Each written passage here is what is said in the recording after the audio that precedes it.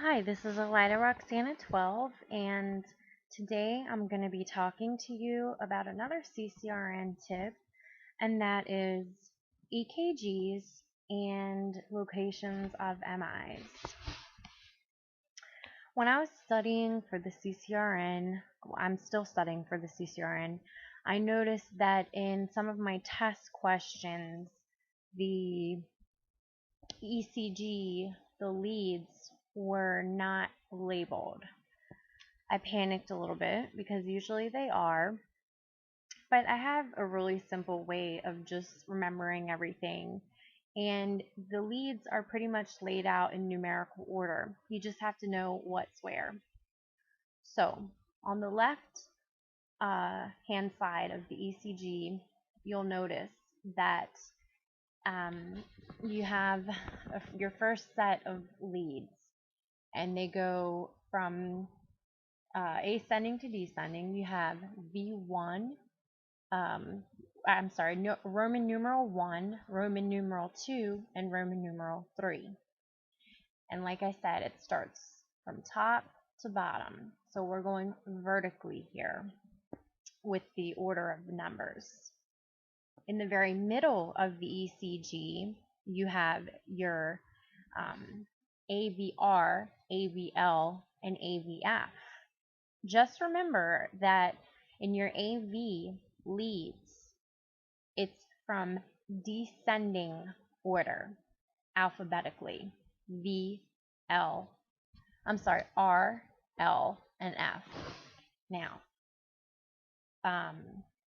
this might sound a little disgusting, but like I said in my first video, I'm a mnemonic person, so the way that I remember this was really loud fart. So that's how I remembered it. I don't know if you want to make up something else, but that's how I remembered it. So RLF, or if you want to be all, proper, you can pick something else. Okay, then we come to the right hand side of the EKG, and you're just going in numerical order, but you're doing this vertically. So you've got V1, under that is V2, at the bottom of the page is V3, then we come up to the furthest right hand corner at the top, and we've got V4, V5, V6. Very self-explanatory. Start from Roman numeral 1. So you've got Roman numeral 1, 2, and 3. Always know the Roman numerals are to the left. The V's are to the right. And the AVs are in the middle. Okay, so I hope that helps. So now when you see an EKG with no labels, don't freak out. Just remember that. Remember really loud fart. You'll be good to go.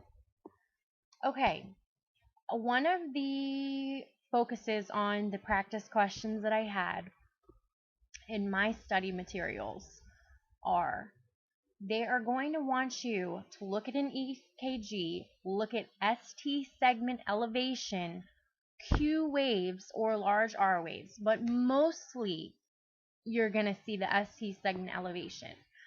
Q waves do not develop until 24 hours after initial MI. Okay, so just remember that.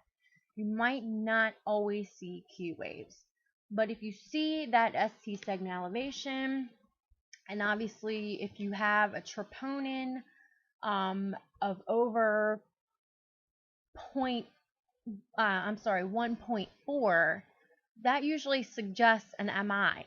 Okay, and but definitely when you see Q wave, that's definitive of an MI. So let's start at the beginning.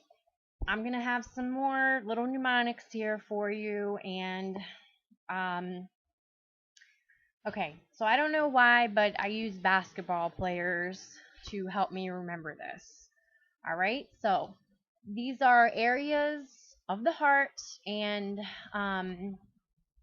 where they correspond in an EKG to indicate an MI. Okay, so the first one is anterior. If you have an anterior MI, This is usually due to occlusion of the left anterior descending coronary artery, or your LAD. Another complication that you will see, typically, you may or may not see this in an EKG, in arrhythmia, would be a second or third degree heart block. Okay, so you could see that, and I will do a video on heart blocks just because they're so annoying. So I'll do a video about that soon. Okay, so anyways, anterior. So the way I remember this is Kobe Bryant, his number is 24. Kobe Bryant is always at the front lines. I hate Kobe Bryant. I'm a Celtics fan. I don't like him, but it's just 24. Everybody knows that's Kobe Bryant's number. So an anterior MI leads V2 through V4 will show that ST segment elevation and Q waves. Okay, so anterior, front, Kobe Bryant, front line. He's a main player, front runner, number 24. Anterior MI, V2 through V4, okay? So that includes V3, but just remember 2 through 4. V2 through V4 is an anterior myocardial infarction. Next, inferior, okay? This is usually a less serious heart attack. It usually, when you have an inferior MI, you might also have a right ventricular MI. But for this purpose right now, I'm just going to focus on inferior MI. So this is usually an occlusion of your RCA, your right circumflex artery, coronary artery. And I use Michael Jordan for this one, okay? So the EKG location that you're going to see either the Q waves, the ST segment elevation, are Roman numeral 2, Roman numeral 3, and AVF. Now, 2, 3, 23, I think Michael Jordan. And AVF, this is how I put this little thing together, okay? Inferior, it's a very funny thing to say that Michael Jordan is inferior. So AVF, a very funny, okay, thing to say that number 23 is inferior. So inferior MI, 2-3, AVF. Okay? Lateral MI, this is another mnemonic, but it's non-basketball. So when you have a lateral MI, you think side. So the EKG location is Roman numeral 1, AVL, V5, and V6. I think to myself, one very loud 56-year-old on the side of the bed. I say side because it's lateral, and lateral is side. Okay? So Roman numeral 1, AVL, V5, V6, one very loud 56-year-old on the side of the bed. We've all had that before, haven't we? Give them some Ativan. Anyway, I'm just kidding. All right, right ventricular MI. Couldn't think of anything fancy. It's just V3R through V6R. So I don't know, right ventricular, twist VR around. It's RV. I couldn't think of anything fancy for that. And like I said, that can occur with a inferior MI. Okay. Posterior MI, I think of the back.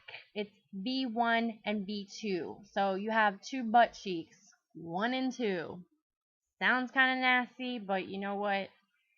I don't care.